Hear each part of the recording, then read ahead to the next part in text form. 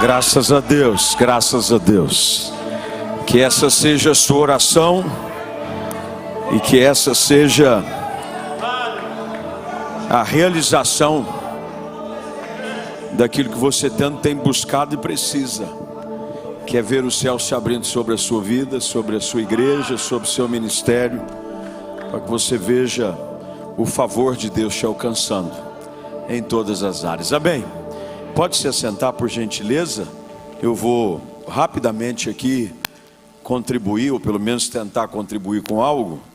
Eu fui colocado assim, e de último aviso no pacote, pedido do pastor Fernando, que infelizmente foi diagnosticado com Covid, e ele disse: pastor, eu estou precisando de uma ajuda, tal. Eu vou lá, eu vou tentar não atrapalhar. E a gente vai hoje tentar compartilhar algo para abençoar a sua vida. Antes disso, quando você sair, você viu que tem muito material maravilhoso para te abençoar. É importante que você leia. Todas as vezes que você lê algo novo, você aprende algo melhor desenvolvido na sua vida. Então tem material lá da Envisionado, pastor José Campanhando. Tem os livros do pastor Luciano Subirá. Só que ele mandou os livros, não tem preço. E glória, que é isso, irmão? Tem irmão que já é meu glória. Não, não tem preço, e ele não mandou a maquininha. Eu mandei uma mensagem para ele, ele está vindo para cá. Aliás, ele vai dormir em casa, o Luciano. Nós somos amigos de muitos anos, praticamente de infância. E o hotel dele, quando ele vem para a região, é a minha casa. Eu mandei uma mensagem para ele, falei: Luciano, você mandou os livros aqui, não tem preço, não tem maquininha. Ele não respondeu. Eu estou entendendo de Deus que é para a gente dar os livros, mas eu preciso da confirmação de 2 ou 3 profetas aqui nessa noite. Nunca vi o povo estar tão concordando numa coisa junto, hein, gente? Misericórdia, vocês são uns fominha. Bem, o meu não está sendo dado, tem preço e a maquininha está aí. Então, hoje vocês estão tendo assim, em primeiríssima mão mesmo. Chegou ontem, da Imprensa da Fé, a tiragem do meu mais novo livro, chamado Não Mais Escravo do Medo. Livre-se da paralisia e da apatia produzida pelo sentimento mais escravizante do mundo. Por conta da pandemia, um outro tipo de mal foi evidenciado nessa geração, que é o espírito do medo. As pessoas se trancaram dentro de casa, ministérios ficaram acuados, pessoas deixaram de sonhar porque permitiram com que o medo do desconhecido, medo do futuro, assumisse as rédeas da sua vida. Então, esse livro eu falo um pouquinho como é que você pode se livrar deste espírito, dessa escravidão do medo e caminhar em direção àquilo que Deus tem para a sua vida. É um livro libertador e vai ser bênção para a sua vida. Só o prefácio já vale o livro. Quem escreveu o prefácio foi o reverendo Estevão Fernandes, pastor da Primeira Igreja Batista de João Pessoa. Tem aqui recomendação do pastor Cote, da Jocum. Tem recomendação aqui, deixa eu ver de quem mais quem, que eu pedi para tanta gente que eu nem sei mais quem. Mas o Hernandes Dias Lopes, Manuel Oliveira, o pastor Mário Rui Boto, da Rio Song de Portugal. Então o livro está realmente muito bom. Outra coisa é que nós relançamos agora mais uma edição do Reconstrua Sua Vida. Como sobreviver às crises. Nesse período em que muita coisa ruiu. Sonhos ruíram, projetos ruíram, famílias foram despedaçadas. Vale a pena você ler esse livro, que é um clássico do Dr. Dale Galloway. Então está fresquinho, também chegou ontem. E também tem esse aqui, que é o penúltimo livro que eu lancei, pela editora Vida, Volte a Sorrir. Tem gente aí que por trás da máscara só disfarçou algo que já não existia, que era um sorriso que havia sido tomado por algumas frustrações e decepções. E nesse livro eu falo um pouquinho sobre como você pode voltar a sorrir. Tem lá fora, tem combo, você pode dividir no cartão. Se você estiver precisando de uma oferta, pega a carteira de quem estiver perto de você e diga: Deus mandou eu pegar o seu dinheiro emprestado para eu comprar um livro para me abençoar. Quem crê diz amém, amém. Vamos à palavra. Eu vou compartilhar rapidinho, 15 minutos, algo do meu coração para o seu coração, para encorajar você, líder, pastor, nesse processo de retomada. Alguns princípios retirados de um dos textos mais conhecidos e pregados. Pastores aqui já pregaram várias vezes esse texto, não tenho dúvida quanto a isso, que está no livro de Josué, capítulo 6.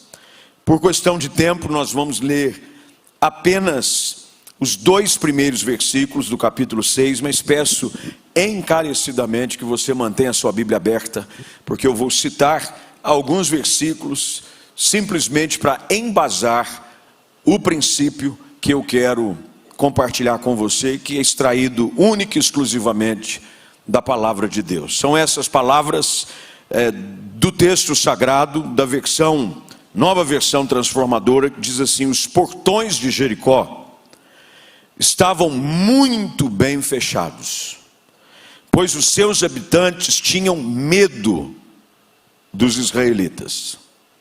Ninguém podia nem entrar, nem sair. Mas o Senhor disse a Josué: eu lhe entreguei Jericó, seu rei e todos os seus fortes guerreiros. Eu lhe entreguei Jericó, seu rei e todos os seus fortes guerreiros. Vamos orar. Pai, nós te damos graças por essa primeira noite, por essa conferência, por tudo aquilo que já recebemos, por tudo aquilo que ainda vamos receber.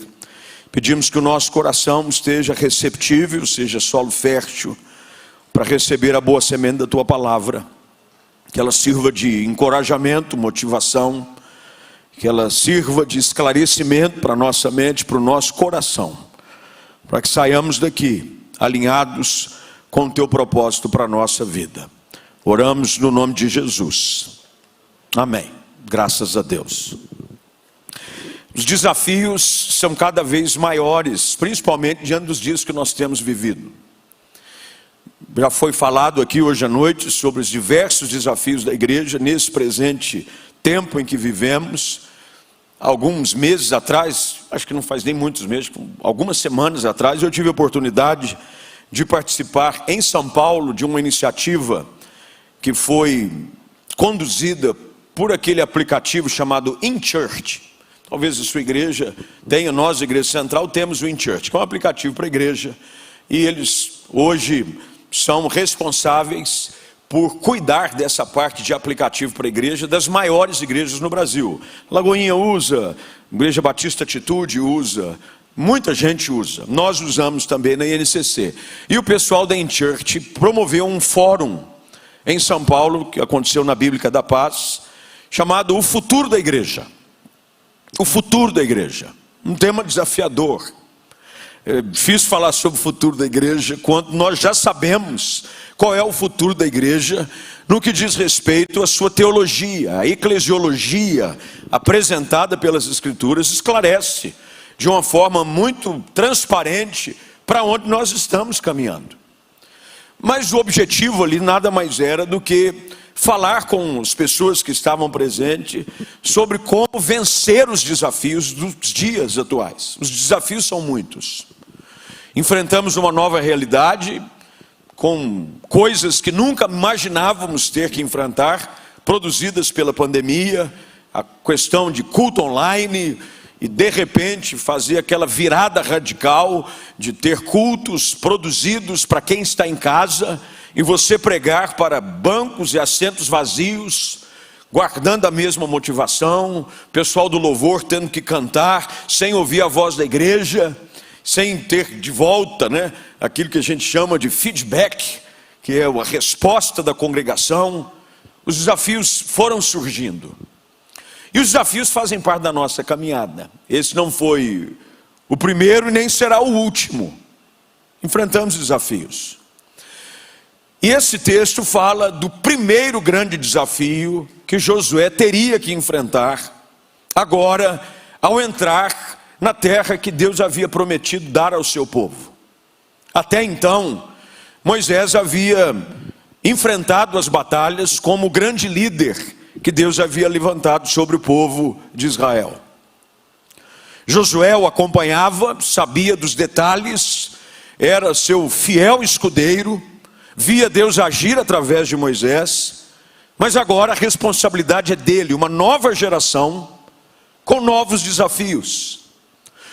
Reflete muito a nossa realidade, de gente aqui que é nova geração. Eu dei uma olhada por cima na congregação e alguns colegas que vi, boa parte, nova geração. E quando eu digo nova geração, não estou dizendo esse menino não, estou dizendo desse pessoal de 40, 50, nos quais eu me incluo e já estou quase saindo deles, porque eu estou indo para os 50 e alguma coisa.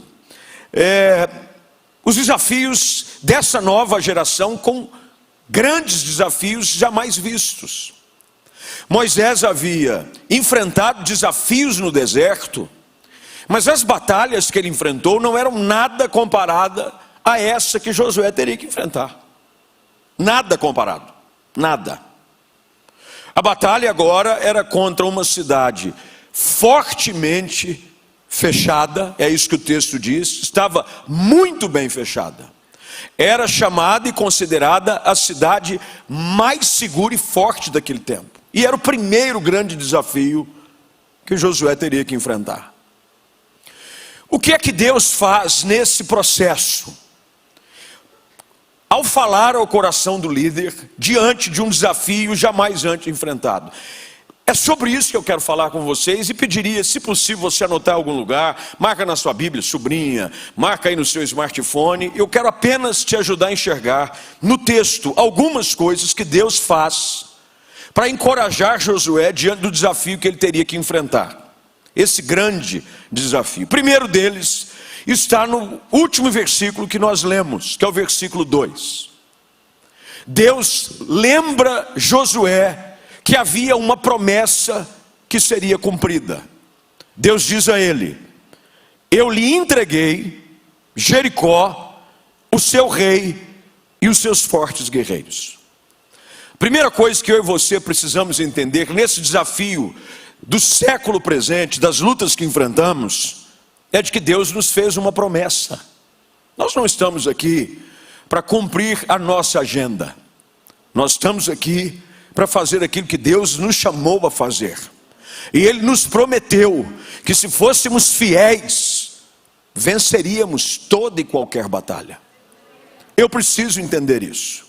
De que agora, nessa virada de retomada, mas agora tem uma nova cepa vindo da África do Sul. Hoje deram um nome para ela, um nome estranho. Uma era Delta, agora deram um outro nome, eu não consegui nem guardar direito. Se alguém lembrar, fala. Saiu agora, no final da tarde. É uma cepa diferente, como é que chama? Não é ômega não. É isso aí. Como é que chama? Omicron. O nome já assusta. Omicron, o homem come. Omicron, você vê o Omicron chegando. A Delta veio, a coisa retomando. Há um aviso de que agora o estado de São Paulo, a partir do dia 11, não vai ter mais máscara em lugar aberto. Glória! Aí vem o Omicron e começa a deixar a gente ressabiado. Diante desses desafios, eu e você precisamos nos lembrar de que Deus disse que os desafios viriam, mas que a vitória viria também. É isso que a gente precisa entender. Eu não luto pensando em vencer, eu luto sabendo que eu vou vencer. Essa é a diferença. Eu entro na batalha sabendo de que eu estou do lado vencedor. Não quer dizer que não haverá baixas, não quer dizer que não haverá dificuldades, não quer dizer que não haverão adversidades, mas também a certeza de que a vitória é certa.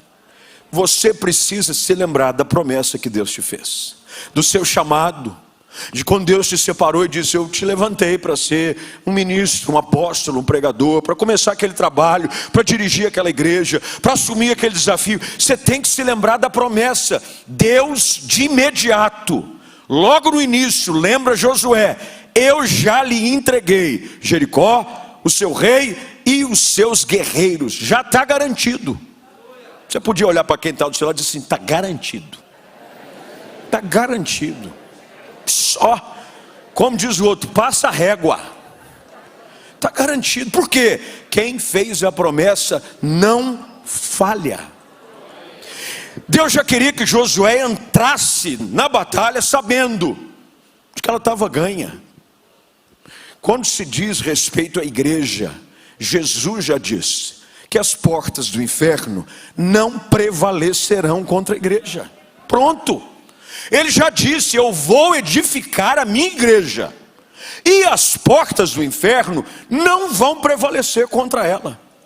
Pastor, mas essa conversa, e agora? Essa semana agora eu cheguei domingo na igreja central, o pessoal da recepção ouriçado comigo: pastor, precisamos conversar. Falei: o que foi? Tem um pessoal transgênero vindo nos cultos. Falei: amém. Mas quer usar o banheiro. O que a gente faz? Deixa o povo usar o banheiro. Qual? Boa pergunta. É o que? Não, homem, nasceu homem, usa o banheiro de homem. Nasceu mulher, banheiro de mulher. Um sugeriu assim: o que o senhor acha da gente abrir uma terceira opção? Um banheiro assim, uso. Falei: de jeito nenhum. Já imaginou? Não.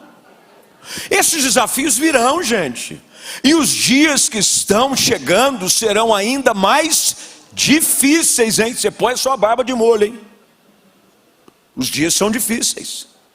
Teve um pastor que eu recebi, o comitê jurídico da igreja fica sempre ressabiado. Me mandam mensagens dizendo assim: o senhor ficou sabendo de que um pastor, acho que foi no Piauí, ou algum lugar assim, teve que se retratar publicamente, porque pregou à luz das escrituras contra a prática do homossexualismo. Ele teve que se retratar. O juiz responsável, que recebeu a denúncia do Ministério Público, falou que se ele não se retratasse, ele teria que responder a uma ação criminal de homofobia. São os dias. Os desafios virão. E agora é aquele negócio: quem está com medo pede para sair, hein? Primeiro porque agora é a hora de separar os homens dos meninos. E com todo respeito às senhoras, eu estou aqui me referindo a quem é forte e maduro, daqueles que são infantis na fé. Porque tem gente que na hora que aperta, corre, hein? Por isso que Deus, quando manda Gideão separar, porque tinha muita gente, qual foi o primeiro critério que ele usa? Covarde, medroso, manda todo mundo ir para casa. Quantos foram? Quantos, gente? Ô, gente, os pastores não sabem qual número. Quantos? Quem dá mais? Porque isso aqui está parecendo leilão. Não, eu acho que era. Quantos, gente? 22 mil. Você já imaginou? De 32, 22 mil. 2/3 de covardes. Mas Deus ensina algo aqui para nós: a obra do Senhor não é feita por covardes, é por corajosos. Você tem que enfrentar, você tem que se firmar na palavra e enfrentar de frente a batalha, com uma certeza: Deus diz que vai te dar vitória. Segunda coisa que acontece no texto, aqui no contexto, está no capítulo anterior. Quando Josué chega aos pés da cidade, verso de número 13. Quando Josué estava perto do capítulo 5, tá? 5:13. Quando Josué estava perto da cidade de Jericó, olhou para cima e viu um homem em pé diante dele, com a espada na mão. E Josué se aproximou e lhe perguntou: você é amigo ou inimigo? O homem respondeu: na verdade eu cheguei agora e sou comandante do exército do Senhor. Então Josué se prostrou com o rosto no chão, em sinal de reverência, e disse: que ordens meu senhor tem para mim? O comandante do exército do Senhor respondeu: tira as sandálias, pois o lugar em que você está é santo. E Josué obedeceu. Segunda coisa que nós precisamos aprender, anota aí: ao invés de manter o seu foco no problema, enxergue Deus em meio às suas possibilidades. Porque quando Josué chega, Ele foi para observar o tamanho das muralhas. Ele diz: o negócio aqui é grande, hein? É intransponível, é difícil. Só que Deus se revela exatamente na nossa vida e no nosso ministério, nas situações mais difíceis. O detalhe dele estar com a espada desbanhada na mão, é dizendo: eu vim guerrear por você. Enxergue Deus em meio aos seus problemas. Às vezes é no meio da sua maior crise que vai nascer a sua maior possibilidade, o seu maior milagre, a sua maior conquista. Aquilo que parecia impossível de ser realizado, acontece. Quando nós confiamos em Deus, o tamanho do nosso problema parece que diminui. Olhe para Deus. Quando Josué chega ali, ele viu um homem de pé diante dele, espada na mão, e diz: eu sou comandante do exército. Eu estou na tua frente. Veja Deus em meio às suas batalhas. Se você começar a olhar para as suas condições, para as suas limitações, para os seus recursos, você desanima. Porque todos nós aqui temos os nossos limites. Todos nós somos feitos de carne e osso. Diante de alguns problemas nós esmorecemos, mas nós não dependemos da nossa própria força. Nós dependemos do Senhor. E eu preciso enxergar mais Deus em meio às lutas que eu enfrento. Comece a enxergar Deus agindo no seu ministério, em meio a uma crise, uma dificuldade. Saiba que o que Deus está dizendo a Josué é: antes de você chegar, eu já estava aqui. Quando você chegar diante de algo que é intransponível, saiba, Deus já se fez presente. Deus já está lá com a espada na mão para lutar para você, para comandar, porque diz: eu sou o comandante. Olha que detalhe aqui no texto. Deus dizendo para Josué: fica tranquilo, quem vai comandar esse negócio sou eu. Como é bom saber de que por mais que você esteja diante de um obstáculo, quando você se propõe a fazer algo em nome de Deus, é Ele quem comanda o negócio. Ele diz: eu sou o comandante do exército do Senhor. E olha o detalhe aqui, e eu preciso caminhar porque o tempo vai indo embora. Josué reconhece a patente mais elevada que está no cenário. Tanto é que ele se prostra e diz a ele: que ordens o Senhor tem para mim? É a terceira coisa que eu quero que você aprenda. No meio das suas lutas, busque a direção de Deus. Procure saber o que é que Deus quer que você faça. Porque às vezes nós temos boas ideias, mas nem sempre as nossas boas ideias são ideias de Deus. Tem uma diferença clara. É uma boa ideia, mas não é de Deus. Paulo tinha uma boa ideia quando ele estava indo para Bitínia. Boa ideia. A ideia de Paulo era boa ou não era? Vou pregar o evangelho, vou ganhar gente para Jesus. Aí vem uma noite, o Espírito Santo diz: a sua ideia até que é boa, mas a direção que eu tenho é outra. Ele viu numa visão um jovem macedônio dizendo: parte para esse lado de cá e nos ajuda. Tanto é de que no dia seguinte ele vai falar à comitiva que o acompanhava, dizendo: é o seguinte, essa noite nós estávamos indo por uma direção, mas essa noite Deus me visitou num sonho e disse o seguinte: a direção certa não é essa que nós estávamos indo, é outra. Alguém que está à frente de algo que Deus confiou nas suas mãos precisa ter essa sensibilidade para perceber qual é a direção que Deus tem. Josué, ele era o comandante, ele era até então a patente mais alta, substituiu Moisés. A sua liderança foi reconhecida por todos. Se você ler o texto no capítulo 1 do livro de Josué, você vai entender de que os anciãos e os príncipes das tribos disseram: se Deus for com você, como foi com Moisés, nós estamos juntos. Reconheceram a patente de Josué, a sua liderança. Mas Josué não deixou de reconhecer de que acima dele havia um que era maior. Você precisa ter essa percepção de saber o que o Senhor quer que eu faça, porque Deus sempre tem uma saída melhor que a nossa. Deus sempre tem uma ideia melhor do que a nossa. E às vezes a ideia que Deus tem vem através de alguém que caminha com você. Uma pessoa que é líder precisa estar com o ouvido atento e aberto a ouvir ideias que vêm de outras pessoas, porque às vezes Deus está falando através dessa pessoa com você. Você está com a cabeça fechada, você é cabeça dura, você é teimoso, e você às vezes insiste em fazer do seu jeito. Mas o que importa não é do jeito de quem vai ser feito, mas é a ordem de quem vai ser seguida. Josué diz: qual é a ordem que o Senhor tem para mim? O que o Senhor quer que eu faça? Qual é a direção? Versículo 3 e 5 em diante, quarto lugar. Olha o que o texto diz, versículo 3 e 5. Deus dizendo para Josué: você e seus homens de guerra marcharão ao redor da cidade uma vez por dia. Durante 6 dias, 6 sacerdotes irão à frente da arca, cada um levará uma trombeta de chifre de carneiro. No 7º dia, marchem ao redor da cidade 7 vezes, enquanto os sacerdotes tocam as trombetas. Quando os sacerdotes fizerem soar um toque longo, logo todo o povo dará um forte grito de guerra. Então cairá um muro da cidade, e o povo atacará, e cada um do ponto que estiver. Ponto final. Você imagine Josué ouvindo isso de Deus.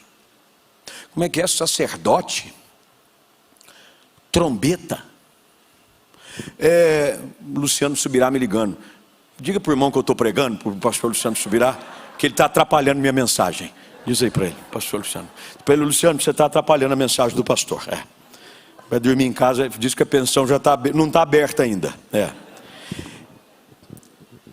Olha o que Deus está dizendo para Josué: confie no meu plano, mesmo que a princípio ele não faça sentido para você. Às vezes Deus nos manda fazer algumas coisas que não tem nada a ver. Eu me lembro de uma ocasião, eu tinha recebido um dos meus primeiros salários, e eu fui num culto, e naquele culto que eu fui, eu errei o culto, porque era um culto de ação de graças para oferta especial. Primeiro culto. Fui no culto. E o pastor era bom para pedir oferta. Porque tem uns pastores que falam a verdade. Os caras nasceram com o dom. E o cara pregou, e ele não pregou nenhuma heresia, ele foi na Bíblia. E falou da importância de você ser generoso, de você entregar a Deus o seu melhor. E falou sobre primícia. Me deu uma coceira. E eu estava doido, porque eu estava começando a ganhar um dinheiro. E eu tinha vontade de comprar um carrinho, melhorar. Eu tinha ganho um carro do meu pai. Ele já foi embora, então eu posso falar. Era um Fusca velho. Ele me deu um carrinho, primeiro foi o que dava para comprar, um Fusca velho. Tinha mais massa do que a padaria de frente da igreja no carro. Você ligava o farol, tinha curto na parte elétrica. Ligava o farol, diminuía a força. Eu falava: eu preciso trocar esse carro. E comecei. Aí o pastor começou a pregar: porque você tem que oferecer para Deus o seu melhor. Tem gente aqui que pode dar algo. Deus confiou algo nas suas mãos. Meus irmãos, e eu comecei a falar: isso não pode vir de Deus. Esse homem aí está querendo. Comecei a repreender o devorador.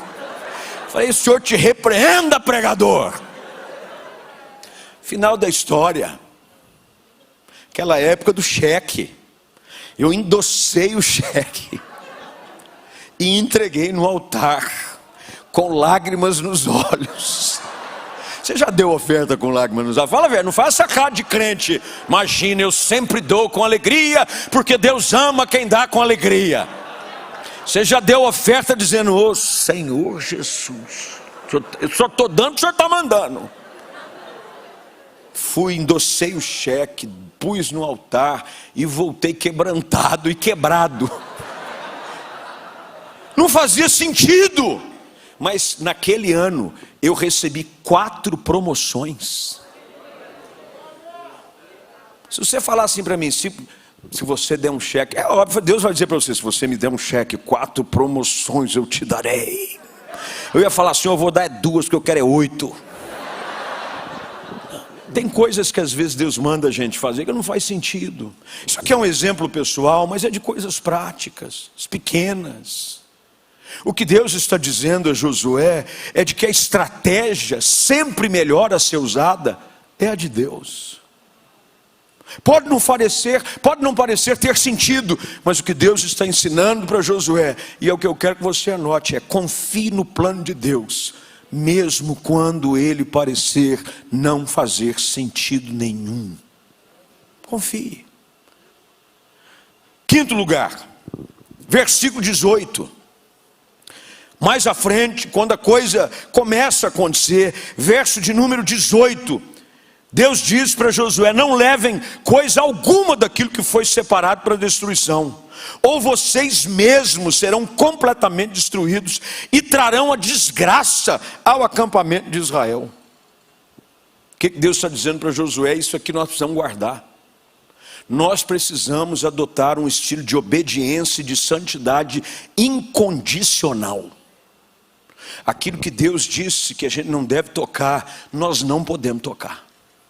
Se você quiser viver e conquistar vitórias sobrenaturais, você vai ter que aprender a adotar um estilo de vida e de santidade incondicional. Porque o diabo gosta de fazer uma mesa enfeitada para a gente.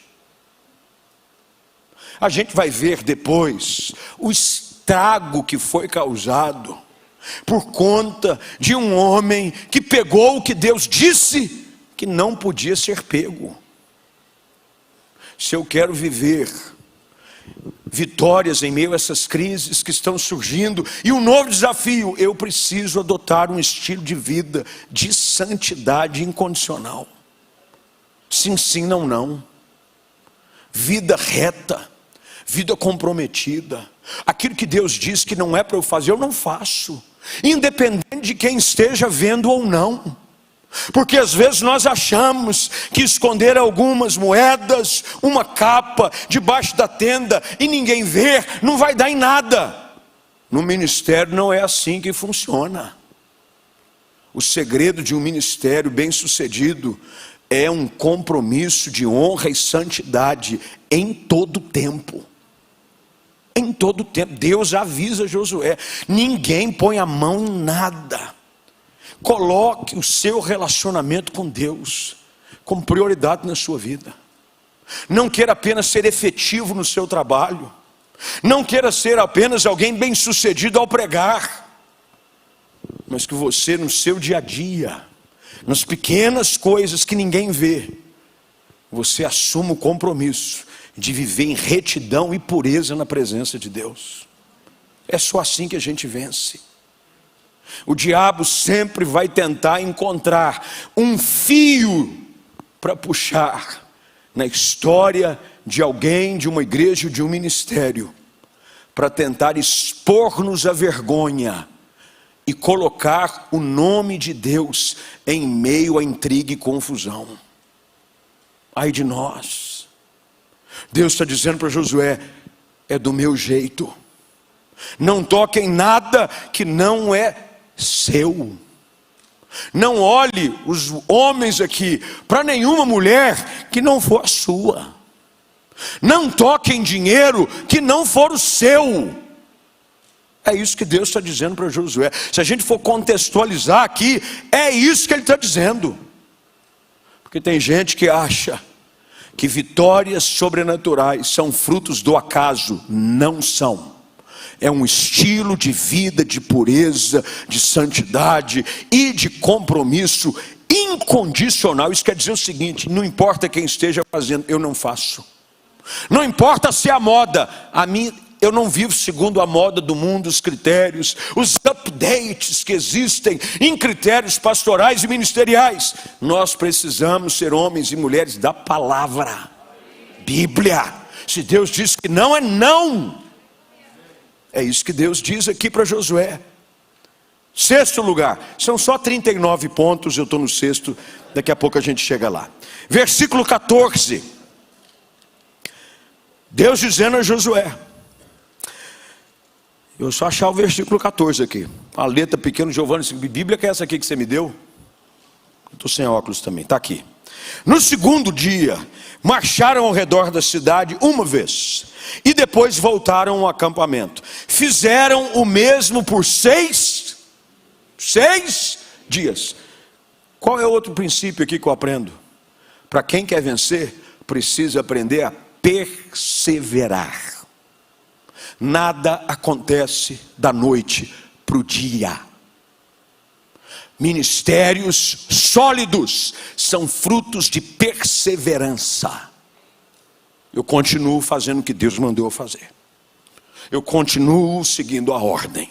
É o primeiro dia, porque às vezes é assim, no primeiro dia você não viu nada acontecer, no primeiro ano você não viu nada acontecer, no segundo ano você não viu nada acontecer, mas é um princípio aqui, dentro da numerologia bíblica, que o 7 é o tempo perfeito. No tempo certo, Deus vai honrar a sua obediência, a sua perseverança. Você tem que perseverar, porque às vezes você vai amar o outro fulano, você não sabe quantas voltas o outro já deu antes de você. Porque tem gente que a muralha dele já caiu, mas ele já está rodando Jericó há muito mais tempo que você, e você não sabe. Tem algumas batalhas que nós enfrentamos no secreto, e nós estamos lá cercando Jericó, e nada, 1 ano, 2 anos, 3 anos. Quando chega no 6º dia, no sentido aqui de tempo, o desânimo começa a bater. Normal. Você está por um longo tempo fazendo algo e não vê nada acontecer, o desânimo tende por natureza a querer assumir as rédeas. Mas o que Deus está ensinando para Josué aqui, e é aquilo que eu quero compartilhar com vocês, é que você não pode parar no meio do processo. Insista, continue, persevere, fica firme. Deus te colocou lá, fique até Ele mandar você sair. Fica firme. Eu acho que aqui não tem mais nada para mim. Aí você fica vivendo de ciclo em ciclo e nunca conquista nada. Irmão, toda a história de alguém bem sucedido em qualquer área ou aspecto é resultado de perseverança. O autor aos Hebreus, no capítulo 10, deixa claro que há necessidade de perseverança. Perseverança é uma necessidade para quem quer alcançar a promessa. Persevere, fique firme, continue. Ainda não te reconheceram? Não importa, obedeça a Deus. Dê mais uma volta, dê mais outra volta. Na volta certa, o milagre vai acontecer. É na repetição, na insistência, que a gente alcança a excelência. Você sabia que quanto mais você faz alguma coisa, melhor você fica nela? É assim. É por isso que os jogadores treinam. O meu Flamengo amanhã, campeão da Libertadores, já está. Eu já vim aqui de rubro negro. Confesso que eu fiquei tentado de vir aqui com a camisa do Flamengo, mas eu achei que eu ia ofender alguns irmãos porcos do Palmeiras. É o porco, fazer o quê? Os irmãos suínos palmeirenses. Então eu preferi, por respeito, ainda não cantar a vitória antes do tempo. Afinal de contas, sabe-se lá o que vai acontecer amanhã. Mas jogadores, eles treinam, porque quanto mais você repete algo, melhor fica. Você vai insistindo, vai repetindo, vamos lá, até que uma hora o milagre acontece. 7º ou 8º lugar? 7º. Versículo 8 e 9 a gente termina aqui, porque falta 1 minuto e... É isso mesmo, pastor Dan Antônio? Nossa, vocês me deram mais tempo, hein? Deus abençoe, glória a Deus. O pastor disse que eu só tinha 15 minutos. Versículo 8. Depois que Josué falou ao povo, os 7 sacerdotes que levavam as trombetas diante do Senhor começaram a marchar, avançando e tocando os instrumentos. A arca da aliança ia atrás deles. Alguns dos homens armados iam à frente dos sacerdotes que tocavam as trombetas, e outros iam atrás da arca, enquanto os sacerdotes tocavam sem parar. Último lugar. Não importa em que período da batalha você esteja, adote um estilo contínuo de adoração. Não dê lugar à murmuração. Enquanto o povo caminhava, a banda tocava. O povo adorando, era a trombeta, era o sacerdote tocando, iam as trombetas. O sentido aqui é exatamente esse. No meio das lutas, você pode correr o risco de trocar um estilo de adoração por um estilo de murmuração. Poxa vida, não vai? Essa porcaria aqui não vai para frente. Aí você começa a falar besteira. Não sei o que eu estou fazendo aqui. Não sei onde eu estava com a cabeça de assumir esse compromisso. Não sei onde eu estava com a cabeça quando eu fui aceitar esse ministério. Eu não sei onde eu estava com a cabeça. Eu não sei onde estava com a cabeça. E no meio da murmuração, você vai fazer coro aos que morreram no deserto. Quando Paulo escreve aos Coríntios, no capítulo 10 da sua primeira carta, ele diz que a razão pela qual pereceram no deserto é de que uma das coisas que havia encontrado espaço no meio do povo foi murmuração. Deus dá uma ordem a Josué: enquanto vocês caminham, adorem, toquem trombetas, celebrem a vitória. Deus habita em meus louvores do seu povo. Eu sei que tem hora que a vontade que tem é de reclamar, mas não permita com que um cântico de adoração e louvor seja roubado dos seus lábios. Continue trocando a trombeta, porque uma hora você vai tocar a trombeta e a muralha vai cair. Porque no 7º dia, a orientação foi essa: vocês vão tocar a trombeta no 7º dia. Eles se levantaram, verso de número 15, eu termino aqui. Dessa vez, rodearam a cidade 7 vezes. Na 7ª vez, enquanto os sacerdotes faziam soar um toque longo da trombeta, Josué ordenou ao povo: gritem, o Senhor lhes entregou a cidade. Vai chegar um momento que a tua adoração, a tua perseverança, a tua obediência, a sua submissão à ordem de Deus vai produzir um milagre no seu ministério. Você tem que sair daqui hoje à noite crendo nisso. Você veio aqui para esse tempo, para esse congresso chamado Patmos, que faz referência a esse tempo de isolamento, numa ilha, porque Deus te trouxe aqui para te dizer: eu não me esqueci de você. Tem promessa para a sua vida. Você se agarra nela. Entenda que a minha estratégia sempre vai ser melhor do que a sua. Submeta-se à minha ordem. Continue adorando, porque na hora certa o milagre vai acontecer. Você pode dizer amém para isso? Fique de pé, deixa eu orar com você.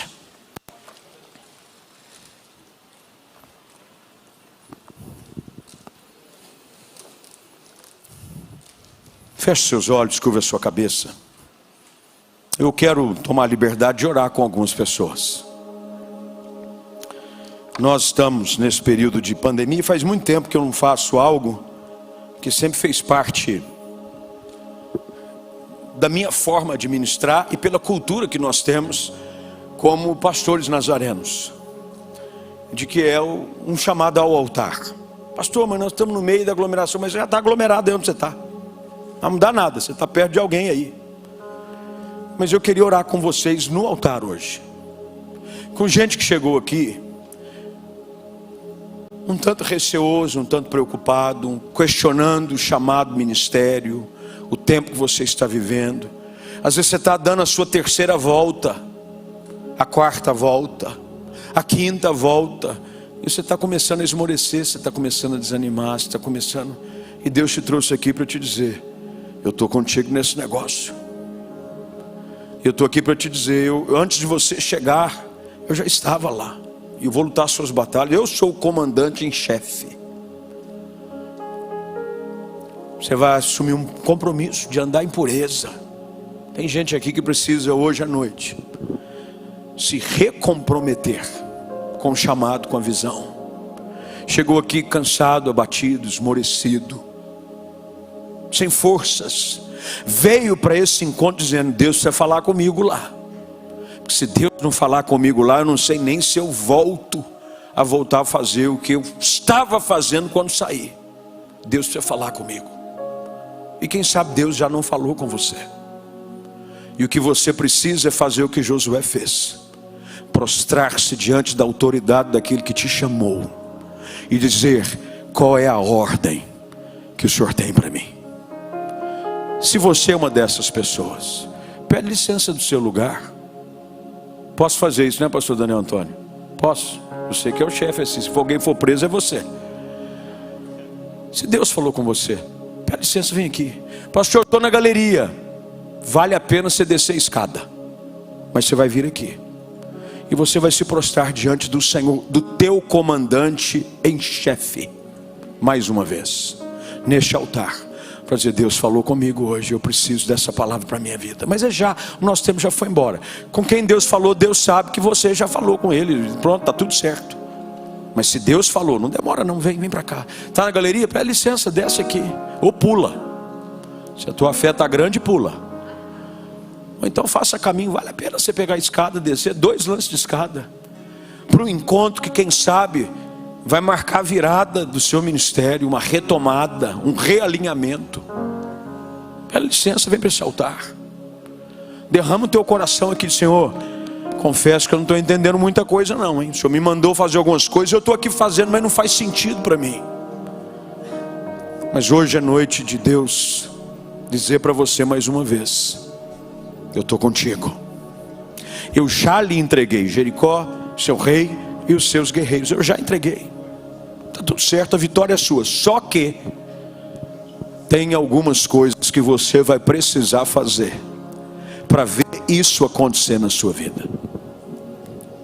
Hoje à noite, de você vir para esse altar, falar com Deus. Eu creio que ministérios estão sendo reavivados, chamados estão sendo renovados, corações feridos e quebrados estão sendo restaurados na presença do Senhor. Um óleo fresco da unção, um vento do Espírito soprando sobre a sua vida, sobre o seu chamado, sobre a sua casa.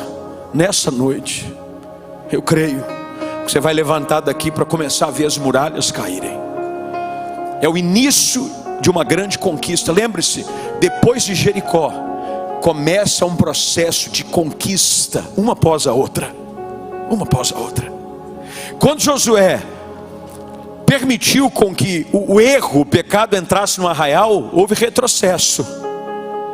Em Ai, alguns morreram, até que Deus precisa colocar em ordem a casa de novo, porque é assim que Deus trabalha. Deus trabalha em meio a um ambiente de pureza, de obediência. Quem sabe hoje você não precisa vir aqui e dizer: Senhor, eu quero me recomprometer a andar na tua presença.